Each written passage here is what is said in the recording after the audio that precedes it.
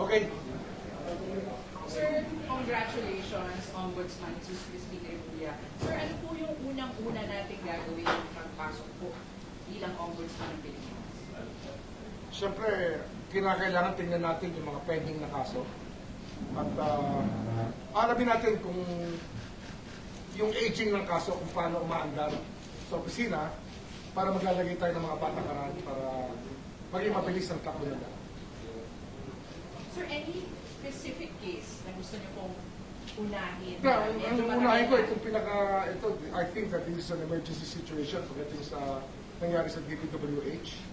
I think that we have to concentrate on that, do case build-up, and make sure that a very well-prepared case or cases are filed before the Sandigan Bayan and the RTCs, whichever the case may be.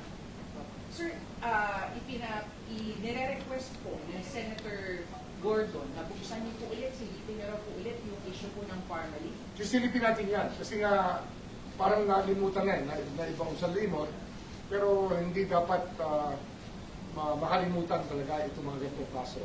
Kasi alam natin, mabigat ang alingaw-ngaw at maraming nagsasabi na may nangyari nga masama doon. May naging pagdinig ng Senado, ngunit hindi na umandar mula doon. Ito na kailangan bisitahin natin. Sir, may mga sinasabi din po si Senator Bato de la Rosa na nakarating sa kanya na paangkunan niyo raw kung gagawin. Isa ay yung ilabas daw po yung SALE, VP Sara Duterte. Hindi, ang gagawin natin dyan sa SALN issue. Hindi lang isa yan, lahat yan eh. I-redact lang natin yung dapat i-redact dahil sa data privacy. Tapos, siyempre, hihingi tayo sa lahat ng requesting parties, undertaking, na hindi gagamitin ito sa paraan na hindi makakabuti sa bayan. Kasi baka mamaya maging political noise lang yan at maging poison lang. Kaya baka naman dapat pag-isipan natin mag-bigyan. Kaya, kasi information is power, di ba? Pero with great power comes great responsibility. Dapat responsible tayo sa information na makukuha natin. Sir, sinabi niyo na po ito, pero ano pong assurance yung makukuha po ng publiko po sa makukuha yan, hindi tatagal ang panahon. Inaayos ko lang talaga, pinag-iisipan lang at pag-uusapan pa ng kaunti pa yung mga patakaran na gagawin natin sa pagre-release ng information. Okay? Sir, kayo po ay from a family of politicians. Yung mga anak niyo po ay nakapwesto din po sa gobyerno. Paano naman daw po, sir, kung yung mga anak niyo po or part of the family, friends, kaalyado ay masukot po sa mga issue po ng katiwalian? Paano niyo po ito haharapin? Yung mga anak ko, pinalaki namin yan ng asawa ko eh. Maayos na tao. At alam nila na pag ang tatay nila nagtatrabaho talaga. They know about it. Kaya ako, hindi ako natatakot na meron siya nagagawin na masama kasi I think that we raised them very well. Pero just the same, pagka merong problema, isabihin lang at harapin natin ang mga problema. Secretary, maingay pa rin po yung mga critics o magkakaroon sila. Di ba ang message for them? Ganun talaga eh. Kasi they operate in a political sphere. Ako ay operate in a legal sphere. So, ito ay para sa taong bayan to. So let's all work for the country. Kahit ano ba ang political leanings mo, let's work for the country. Sir, yung sa Parmalee ba, yung update yung kaso pwedeng mag-extend up to the former president? Hindi ko pa alam. Actually, hindi ko sinundan masyado yan, yung hearings na yan. Pero of course, napag-uusapan yan sa ibang mga forum na nakasama ako. Siyempre, we are aware of what happened in so many ways. Ang responsibility niyan will always depend on the evidence. Laging evidence yan. Pero pwedeng mag-extend sa mas mataas pong posisyon? Siyempre. Ano yan eh. Hanggang saan nga tayo abutin ang ebidensya kung tayo tutulong. Sir, dun sa flood control, since wala pang nagpa-file na kayo, so makupropriyo po yung gagawin dun sa flood control projects? Hindi, yun nga. Kahapon, nag-meeting kami for the last time, yung mga DOJ people, mga USEX, ASEX, the Prosecutor General. Pinag-usapan namin dyan. At kaya, yung game plan ay nandun na. Kasi, ang talagang gusto natin gawin, ulitin ko, kompleto ang ebidensya, pag final, ready for trial, at hindi tayo, kanina pinag-usapan namin ni Senior Associate Justice Lionel, na continuous trial talaga. para wala nang delaying tactics na pwedeng umiral na matulog ng matagal itong mga kaso ito. Kailangan dito tuloy-tuloy ang daloy ng kaso. So, sir, yung mga nasimula din na dito, dadalhin na lang sa ombudsman. Ganon. Nasimula na dito, pero yung iba kasi niyan, pag kagaya niyan, assistant district engineer, saklaw pa yan sa memorandum of agreement, saklaw pa yan ng DOJ kung tutuusin. Kaya lang, pag yung mga John Doe na identify na mas mataas, salary grade 27 and above, sandigan pa rin yan. Pero, given the powers of the ombudsman, we can always ask special teams to prosecute pag kinakailangan. You mentioned it already na aside from prosecutorial powers, the ombudsman is also kailangan din niya maggawa ng recommendation for efficient service. Ano yan? May idea na. Example ko sa inyo dyan, public utilities, yung regulatory capture. Kaya ngayon pa lang, sasabihin na natin, yung mga telco, iayos nila yung kanilang sistema para pwede natin mahuli lahat ng gumagawa at nagbibili, nakikihalahok sa child pornography. Ano yan eh?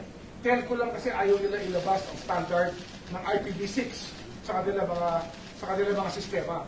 IPv6 means every instrument used sa lahat ng krimen, sa child pornography at sa sexual exploitation o sa cases, kinakailangan talaga itaas na nila yung patayan na para anong instrumento mahahabol natin. Hindi pwede yung gano'n na lang, tipid sila ng tipid, ang tao naman ang nahihirapan.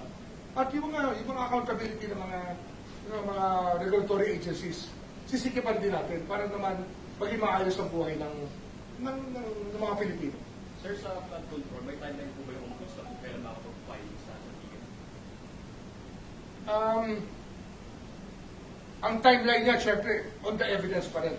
Pero marami na naman kami nakukuha na evidence. Talagang sisikapin lang namin na mabuo ng gusto. Kasi nga ayaw namin na kami maging cause ng delay. So, ang timeline niya will depend on that. Pero malamang yan, within the next few weeks, pag nag-file kami, ready kami for trial. So, PI na lang yan. Preliminary investigation na lang. Pero tuloy-tuloy yan. Batch by batch po ba yung pagsasama ng kaso or parang isang grupo? As they're ready, we will file them. Ano to eh, the deadline is yesterday, so we have to do it every day if we have to. Sir, you mentioned na gusto niyo magkaroon ng ombudsman's marshal. Ano po yun? Ano po yung magiging trabaho niya? Hindi kasi, parang Supreme Court may sariling judicial marshals. Ganon din sa ombudsman kasi nga, kailangan pangalagaan ang testigo. Kasi ngayon, we have to rely on the DOJ for witness protection. Unang-una yan. Pangalawa yung security ng documents, lahat ng information na nasa loob ng Ombudsman's Office. Ang problema kasi dyan, pag nawawala ang ebidensya, anong kaso ang mananalo? Hindi pwedeng mawala ang ebidensya. Sir, ano na lang po yung mensahe niyo po sa mga tiwali at kurap sa gobyerno? Ngayon talaga, ibang standard ang lalagay natin dito. At wala tayong sisinuhin. Pag may dumating na informasyon na dapat imbestigahan natin. Tatawagin natin lahat na merong poder para mag-disclose ng information tungkol sa mga kasong pinafile. At gagamitin natin ang informasyon sa korte para usigin yung mga lalabag sa batas at magmamalabis sa kanilang mga responsibilidad. Sir, nakukulang ulit yung flood control. Unahin nila po yung mga senador at mga contract. Hindi, ang concern natin dyan yung building the case. Hindi sino, pero anong kaso, anong ebidensya. Kaya everybody comes in there. Kaya wala ho tayong sinisino rito. Kung mataas man o mababa, pero sisiguraduhin natin yung ebidensya nakatuon pag-file natin ang kaso. So kahit mataas yan, kahit umabot na senador yan, kung saan maabutin yan, gagawin natin. So, sir, kahit na mag-anak po ng Pangulo, talaga po sa Wala naman tayong choice dito, yun ang ebidensya. Pwede ba natin i-deny ang ebidensya? Kung merong ebidensya, yun ang talagang hamon sa atin dito to produce the evidence. And I'll tell people, ika-crowdsource ko, pati mayroong information kayo, we will find a way for you to get to us, for us to get to you, to secure information. Kasi ano na, maliit na yung mundo natin sa digital world. We can get information from the public, gaya na nangyayari ngayon. And it will be of great value if it will help us secure convictions in the nearest possible time. Sir, nakapag-recommend na po kayo kay Pangulo. Mag-uusap pa kami, pero I have somebody in mind today. Sir, marching order na lang po. Wala siyang marching order sa akin. Sabi niya nga, ayusin natin itong gusot na to. Kasi nga, it's a mess. Itong nangyari ito, it's a mess, di ba? Kailangan ayusin natin ito. We have to figure out how to get out of this as a better country than anything else. Sir, marami pong nagsasabi na takot sila sa inyo or statement nila is yung statement niyo raw po pala na bending the law. Baka pwede niyo pong Bending the law but not breaking the law. Di ba? Ano yan eh? It's a figure of speech. That is the entitlement of the senator who asked me that question. But I made sure that he's not asking me to break the law. Okay? Thank you.